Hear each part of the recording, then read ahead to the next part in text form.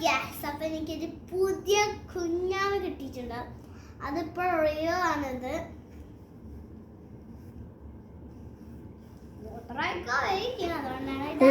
ഈ കുഞ്ഞാവ് ഏത് വഴിയാ മൂത്രം ഒഴിക്കുന്നേ? അല്ല, മുമ്പേ കണ്ടായിരുന്നല്ലോ. ഇല്ല, ശരി ശരി ശരി.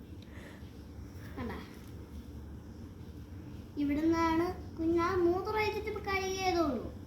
പാലവിടെ റെഡിയാക്കി വെച്ചിട്ടുണ്ട്.